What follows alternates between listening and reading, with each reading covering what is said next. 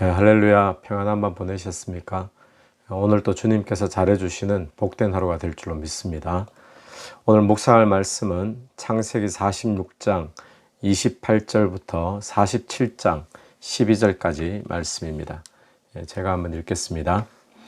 야곱이 유다를 요셉에게 미리 보내어 자기를 고센으로 인도하게 하고 다 고센 땅에 이르니 요셉이 그의 수레를 갖추고 고센으로 올라와서 그의 아버지 이스라엘을 맞으며 그에게 보이고 그의 목을 어긋맞춰 안고 얼마 동안 울매 이스라엘이 요셉에게 이르되 네가 지금까지 살아있고 내가 네 얼굴을 보았으니 지금 죽어도 조카도다.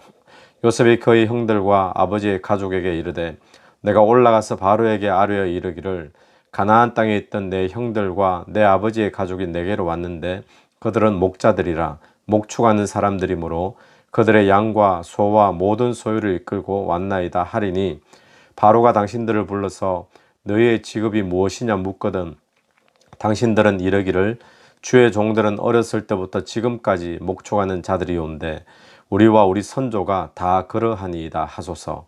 애굽 사람은 다 목축을 가증히 여기나니 당신들이 고센 땅에 살게 되리이다. 요셉이 바로에게 가서 고하여 이르되 내 아버지와 내 형들과 그들의 양과 소와 모든 소유가 가나안 땅에서 와서 고센 땅에 있나이다 하고 그의 형들 중 5명을 택하여 바로에게 보이니 바로가 요셉의 형들에게 묻되 너희 생업이 무엇이냐? 그들이 바로에게 대답하되 종들은 목자이온데 우리와 선조가 다 그러하니이다 하고 그들이 또 바로에게 고하되 가나안 땅에 기근이 심하여 종들의 양떼를 칠 곳이 없기로 종들이 이곳에 거류하고자 왔사오니 원하건대 종들로 고센 땅에 살게 하소서. 바로가 요셉에게 말하여 이르기를 내 아버지와 형들이 네게 왔은즉 애굽 땅이 내 앞에 있으니 땅의 좋은 곳에 내 아버지와 내 형들이 거주하게 하되 그들이 고센 땅에 거주하고 그들 중 능력 있는 자가 있거든 그들로 내 가축을 관리하게 하라. 요셉이 자기 아버지 야곱을 인도하여 바로 앞에 서게 하니 야곱이 바로에게 축복하며 바로가 야곱에게 묻되 네 나이가 얼마냐? 야곱이 바로에게 아뢰되 내 나그네의 길의 세월이 130년이니이다. 내 나이가 얼마 못 되니 우리 조상의 나그네 길에 연조에 미치지 못하나 험악한 세월을 보내었나이다 하고 야곱이 바로에게 축복하고 그 앞에서 나오니라. 요셉이 바로의 명령대로 그의 아버지와 그의 형들에게 거주할 곳을 주되 애굽의 좋은 땅 라암셋을 그들에게 주어 소유로 삼게 하고 또 그의 아버지와 그의 형들과 그의 아버지의 온 집에 그 식구들을 따라 먹을 것을 주어 복량하였더라. 아멘. 오늘 본문에는 드디어 이상 가족이 만나게 되는 이제 그런 장면이 나타나고 있습니다. 야곱과 아들 요셉이 감격적인 만남을 하게 되고 또 만나서 얼싸안고 또 눈물을 흘리는 그런 만남이 있었습니다.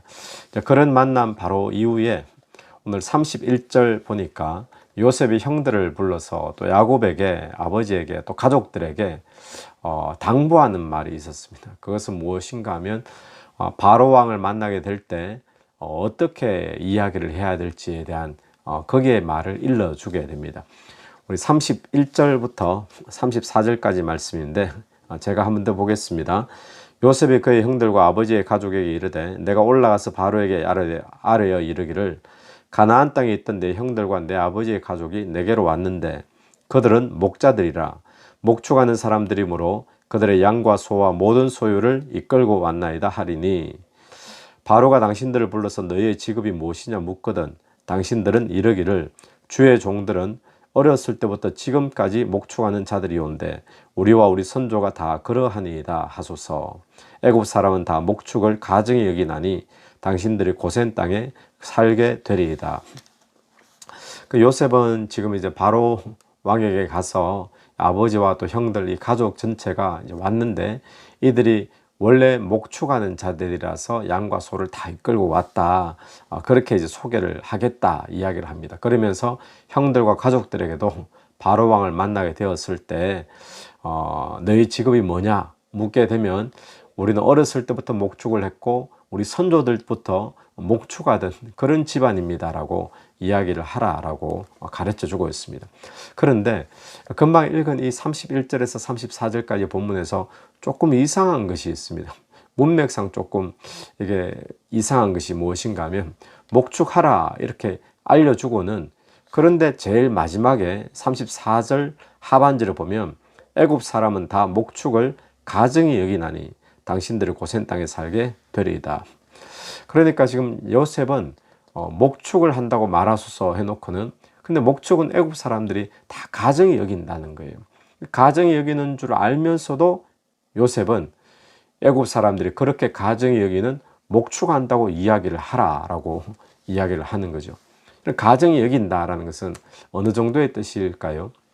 우리가 쉽게 이해를 하려면 마치 옛날 우리나라로 친다면 어떤 가장 사회에서 천하게 여겼던 그런 직업군이 있다면 여러분 백정이라고 할 수 있지 않습니까? 그 사람들이 잘 상대하지 않으려고 하고 무시하고 또 천대하고 그런 대표적인 어떤 사회 그룹이 백정이라고 할 수 있을 텐데, 이 당시 애굽의 사회에서 가장 천민에 속한 사람들이 바로 이 목축하는 사람들이었다는 거예요. 그런데 그렇게 사람들이 무시하는 가정이 여기는 것인데 요셉은 우리가 그런 직업을 하는 사람이라고 이야기를 하라라고 하고 있습니다.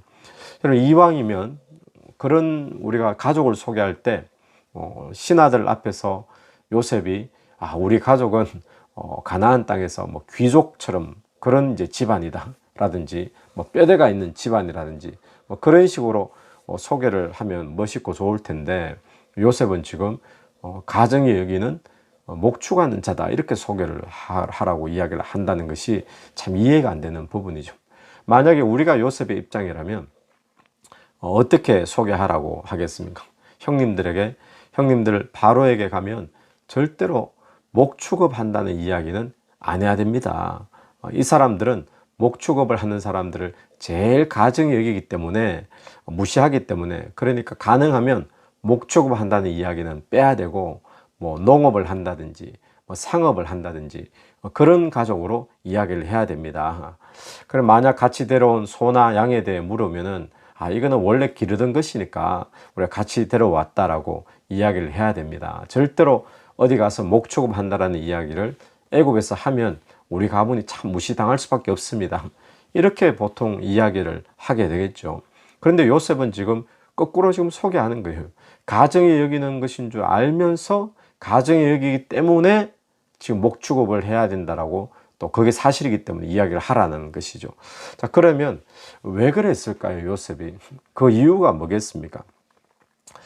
34절 하반절 다시 한번 보십시오. 애굽 사람들은 다 목축을 가증히 여기나니 당신들이 고센 땅에 거하게 되리이다. 이 목축을 가증히 여기는 줄 알면서도 목축한다라고 소개를 하라. 그 이유는 뭔가 하면 당신들이 고센 땅에 거하게 되리이다. 고센 땅에 거하는 것을 원했기 때문에 이렇게 볼 수 있겠죠. 자, 그럼 왜 그 땅에 사는 것을 원했을까요? 그 땅은 애굽 사람들이 어떤 중심을 이루고 사는 어떤 시티, 뭐 도시랄까요? 마을 개념이랄까요? 거기와는 좀 떨어진 곳으로, 정확하게 어느 곳인지는 잘 알 수는 없지만 분명히 그들의 중심 사회와는 좀 떨어진 곳으로, 목축하기 좋은 곳으로 그렇게 이야기를 하고 있습니다. 자, 그러면 왜 고센 땅, 그런 떨어진 곳에서 살기를 원했는가? 이 말은 애굽 사람들과 구별되어 살기를 원했다라는 그런 의미입니다. 왜 그랬을까요? 그래서 지금 요셉의 생각은 어떤 의도로 그런 말을 했는가 하면, 자기들은 애굽에 살아도 하나님의 약속이 있는 하나님의 백성이기 때문에 구별되어서 살아야 된다는 것입니다. 그래야 되지, 안 그러고 애굽 사람들하고 그냥 막 섞여가지고 그렇게 살다 보면 하나님의 백성으로서의 정체성은 다 잃어버릴 수밖에 없겠죠. 그렇게 되어진다면 약속이 없는 백성들과 마찬가지로 그렇게 희미해져 갈 수밖에 없다는 것을 요셉은 지금 염려하고 있는 겁니다. 또 한 가지 이유를 본다면, 이 야곱의 가족들에게는 이 애굽 땅이라는 것이 잠깐 머물다가 볼일 보고 가야 될 나그네의 땅이지, 이곳이 아무리 풍성하다 할지라도 아무리 문명이 발달돼서 살아가기 편리한 곳이라 할지라도 이곳은 뿌리 내리고 정착해야 될 야곱 가족에게는 그런 곳이 아니다라는 거예요. 왜냐하면 그들에게는 하나님이 약속한 가나안 땅이 있기 때문에 그렇습니다. 그래서 요셉은 언젠가 곧 떠날 것을 생각하고 이 애굽 사람들과 또 구별된 곳에서 지금 뭘 준비하고 있는가, 떠나가야 될 그때를 바라보며 지금 준비를 하고 있는 모습이죠. 그래서 고센 땅에 따로 살고 또 이 고센 땅이 가나안 땅하고 가까운 지역으로 그렇게 추측을 하기 때문에 이 가나안 땅하고 가까운 그런 곳에 살고 있다라는 거예요. 그러니까 요셉의 생각은 지금 이런 의도를 두고 애굽 사람들이 목축업을 가증히 여긴다. 그렇지만 우리는 가증히 여기는 그 목축업을 한다고 이야기를 해서 이 사람들이 무시하고 같이 섞이기 싫어하기 때문에 우리만의 정체성, 하나님의 백성이라는 그 정체성을 그대로 보존시키는 구별함, 그리고 이 땅에는 우리가 잠깐 머물고 볼일 보고 가야 될 나그네의 땅이지 함께 뿌리 내리고 정착하고 그럴 곳이 아니기 때문에, 곧 떠나가야 될 곳이기 때문에 그걸 준비하고 있는 것이 바로 요셉의 의도였고 생각이다라는 것입니다. 그래서 오늘 47장으로 우리 본문에 함께 넘어가죠.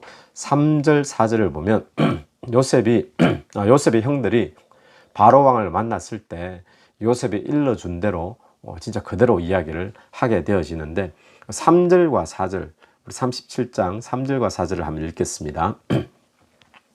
바로가 요셉의 형들에게 묻되 너희 생업이 무엇이냐? 그들이 바로에게 대답하되 종들은 목자이온데 우리와 선조가 다 그러하니이다 하고, 그들이 또 바로에게 고하되 가나안 땅에 기근이 심하여 종들의 양떼를 칠 곳이 없기로 종들이 이곳에 거류하고자 왔사오니 원하건대 종들로 고센 땅에 살게 하소서. 바로가 요셉에게 말하되 네 형제와 네 아버지가 왔으니까 애굽의 좋은 땅에 거해라, 이렇게 이제 그 다음에 이야기를 하게 됩니다. 여러분, 지금 사실 이 요셉과 요셉의 형들의 입장에 있어서는 이 바로왕 앞에서 이야기를 나누는 이 순간은 정말 평생 일생일대에 한 번 오는 절호의 기회입니다. 복된 기회거든요. 왜냐하면 바로왕은 지금 요셉 때문에 나라가 막 힘들 수 있고 넘어갈 수도 있는데 요셉 때문에 오히려 그 일대에서 가장 강력한 국가로 지금 세워지게 되었잖아요. 그럼 요셉이 얼마나 고맙겠습니까? 그래서 이 요셉의 가족이다 그러면 뭐 원하는 대로 다 들어줄 수 있는 지금 그런 분위기 속에서 이 형제들을 만난 것이죠. 그런데 그 분위기 속에서 이 형제들을 구한 것은 고작 무엇을 구합니까? 양칠 수 있도록 고센 땅에 좀 머물게 해달라, 이거를 구하는 거예요. 정말 소소한 거죠. 양 좀 칠 수 있도록 그냥 좋은 땅, 양치기 좋은 땅, 그 땅에 거하게 해달라. 그래서 이 소소한 것을 구하고 만족하고 있는 것입니다. 세상적으로 보면 참 바보 같은 그런 기회를 놓쳐버리는, 굴러온 복을 그냥 차버리는 그런 순간이 되는 겁니다. 자, 그러면 왜 그랬을까요? 요셉 같은 입장에서도 형들에게 바로가 물으면 이왕이면 큰 걸 구해라, 이왕이면 어느 뭐 지방을 달라 그러든지 어떤 권세를 달라 그러든지 뭐 그럴 수 있잖아요. 어떤 사업 독점권을 달라 그러든지 그럴 수 있는데 그냥 고센 땅에 가는, 이렇게 지금 되어버린 것입니다. 왜 그랬는가? 그 이유도 마찬가지입니다. 그들은 애굽 땅을 곧 떠나야 된다라고 생각을 했기 때문에 그렇죠. 그래 이곳에 뿌리 내리고 정착할 곳이 아니기 때문에 그들은 거기에서 뭐 권세를 주십시오, 뭐 땅을 주십시오, 뭘 주십시오. 그래서 그렇게 하지 않고 그냥 목축할 땅을 달라, 그렇게 지금 이야기를 한 것입니다.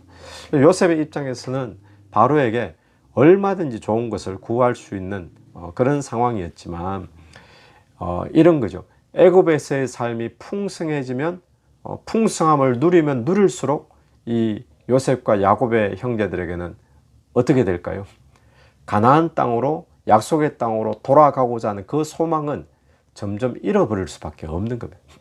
애굽의 문화 속에 젖어들면 젖어들수록, 애굽의 편리함을 누리면 누릴수록 가나안 땅으로 돌아가야 된다라는 그런 소망은 점점 없어질 수밖에 없는 거죠.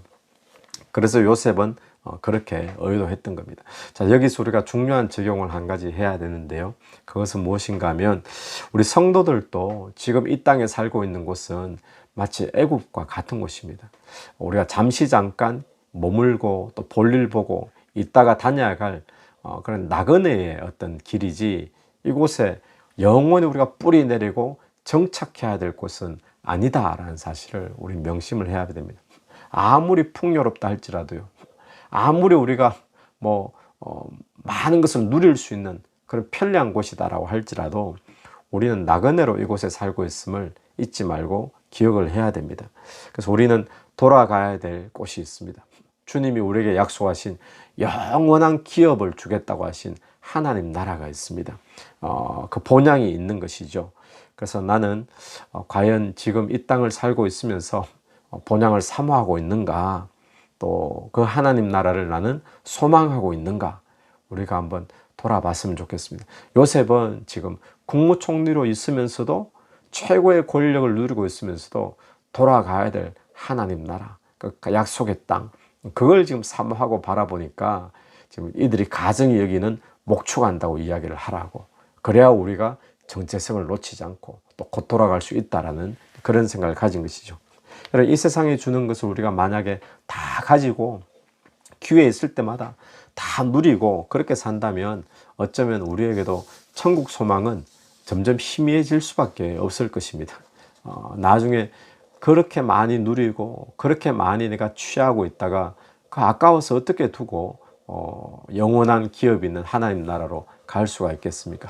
세상적으로 볼 때는 좀 바보같이 보일 수도 있고 또 할 수 있는 것 많고 누릴 수 있는 것이 많이 있지만 천국 소망, 천국을 사모하는 마음, 이것 빼앗기지 않기 위해서 우리가 그 정도만 누리는 것, 절제하며 누리는 것, 이것이 지금 요셉이 보여주고 있는 지혜의 모습이죠. 여러분, 오늘 또 저와 여러분이 이 땅에 뿌리 내릴 곳이 아니다라는 것을 기억하면서 우리가 가야 될 곳은 영원한 천국이 있습니다. 또 영원한 본향이 있습니다. 그곳을 가기 위해 준비하는, 또 그걸 위해서 이 땅에 누릴 수 있고 가질 수 있는 것이 많이 있지만 그 소망을, 천국 소망을 잃지 않을 만큼만 우리가 누릴 수 있는 그런 저와 여러분의 삶이 되기를 간절히 바랍니다. 또 하나 오늘 본문을 통해서 주목을 끄는 구절은 바로 야곱이 바로 왕을 만났을 때였습니다.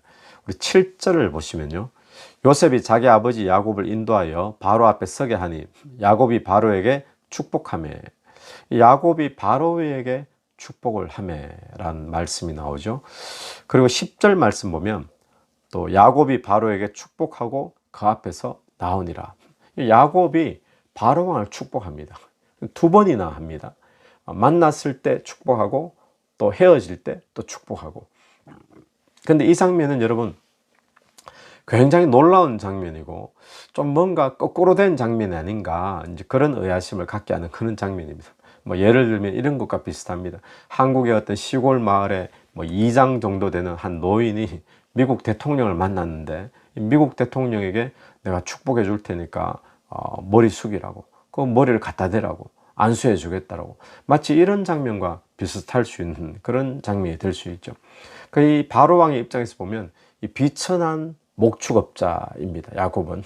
그리고 피난민 신세잖아요. 피난민이고 또 먹고 살 길이 없어서 도움을 요청하러 온 그런 주제인데, 도움 줄 나라의 왕에게 지금 손을 들고 축복을 해준다라는 거, 참 이상한 장면이 아닐 수가 없습니다. 세상적으로 본다면 축복이 필요한 사람이 바로 왕으로 보입니까? 아니면 지금 피난 와서 도움을 구하고 있는 야곱이 축복이 필요한 사람으로 보입니까?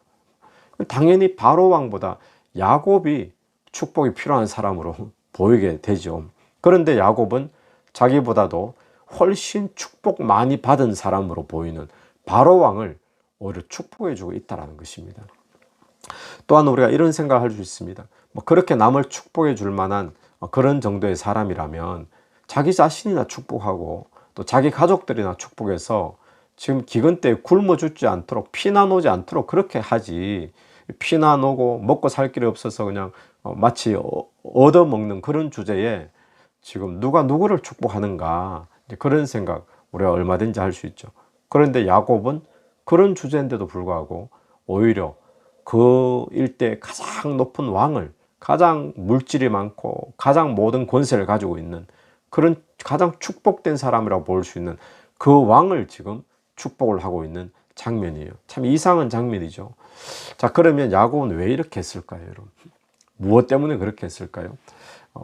두 사람이 만나서 초반에 어떤 기싸움 한다고 축복하고 그럴까요? 배짱이 두둑해서 그렇겠습니까? 야곱은 지금 무엇을 하고 있는가 하면 하나님께서 야곱의 할아버지 아브라함을 통해서 주신 하나님의 약속을 이 상황 속에서 지금 믿음으로 행하고 있는 거예요. 하나님이 아브라함에게 무엇을 약속하셨습니까? 내가 너로 하여금 복의 근원이 되게 하겠다 말씀하셨죠. 이 복의 근원이라는 것이 무슨 뜻이죠? 복 그 자체가 되게 하겠다는 것이잖아요. 그래서 아브라함을 통해서 세상이 복을 얻도록, 또 아브라함의 후손을 통해서 세상이 복을 얻도록 그렇게 해주겠다라고 약속하신 것이 아브라함이 주신 그런 약속이었죠. 여러분, 하나님은 지금도 마찬가지입니다. 지금도 하나님은 어떤 세상을 축복할 때 어떤 재벌을 통해서, 정치가를 통해서 세상이 복을 받는 것처럼 그렇게 보이지만, 하나님은 재벌이나 어떤 정치가나 사업가나 이런 사람을 통해서 세상을 축복하지 않고, 하나님은 지금도 하나님의 백성을 통해서 세상을 복되게 하십니다. 하나님의 교회를 통해서 세상을 복되게 하십니다. 하나님이 복을 주시는 질서가 그런 거죠. 하나님이 하나님의 교회를 그냥 뛰어넘어서 바로 딴 사람 축복 주고 이렇게 하지 않는다는 거예요. 하나님이 복의 근원으로 삼은 그 통로가 있는데, 그것이 구약에는 아브라함이고 이삭이고 야곱이고 이스라엘 백성들이고 그랬잖아요. 근데 신약에 와서 아브라함의 후손이 누구입니까? 예수 믿는 저와 여러분이 영적인 아브라함의 후손이 되어지고 하나님의 자녀가 되어진 거죠. 하나님은 지금도 세상을 복되게 할 때 반드시 교회를 통해서 세상을 복되게 하시고, 하나님의 백성과 하나님의 사람들을 통해서 주변의 이웃들을, 세상을, 경제를, 사회를, 또 모든 이 세상 만물들을 복되게 하신다라는 사실입니다. 그래서 이 야곱은 그 약속을 믿는 그 믿음을 지금 이행하고 또 실천하고 있는 거죠. 여러분, 그러니까 야곱 입장에서는 어떤 믿음이 있는가? 바로 왕도 자기를 통해서 복받아야 될 존재지. 바로 왕은 좋겠네. 저런 큰 축복을 받아가지고 돈도 많고 권세도 많고 나라도 있고 부러워하는 입장이 아니었다는 거예요. 바로 왕일지라도 하나님은 나를 통해서 이 나라를, 애굽을, 이 왕을 축복하신다라는 그런 믿음이 있었으니까 바로 왕 앞에서도 축복을 하고 있는 거예요. 나올 때도 축복하고 있는 것이죠. 여러분, 그렇습니다. 오늘 상대가 왕이라 할지라도 하나님은 그 왕도 누구를 통해서요? 교회를 통해서, 성도인 저와 여러분을 통해서 복받도록 그렇게 질서를 세워주시다는 사실을 믿게 되길 바랍니다. 그러니까 교회가 세상의 소망이 되는 것입니다. 여러분, 오늘 저와 여러분을 하나님께서는 세상을 복되게 하려고 우리를 불러주셔서 지금도 우리를 복의 통로 삼으시고 복음의 통로 삼으셔서 우리를 통해서 세상을 복되게 하신다는 사실을 잊지 않게 되기를 바랍니다. 우리의 사명은 무엇이냐? 그러므로 우리의 사명은 아브라함의 영적인 후손이기 때문에 우리의 사명은 세상을 축복하는 것이 우리의 사명입니다. 우리가 그런 인사 많이 하잖아요. 사랑하고 축복합니다. 그럼 내가 축복한다고 그 사람에게 축복이 주어질 거냐? 주어진다는 거예요. 하나님은 그 축복의 통로로 우리를 부르시고, 그래서 지금 우리가 지금 살아있는 거고, 그러니까 저와 여러분이 가는 직장에, 또 우리가 가는 학교에, 또 내가 속해 있는 공동체에 저와 여러분을 통해서 하나님은 복 주기를 원하시기 때문에 우리가 손을 들어 축복을 해야 되는 겁니다. 그것이 우리의 사명이죠. 그래서 어디를 가든지 여러분 축복의 통로가 되셔서 야곱처럼 축복할 수 있게 되길 바랍니다.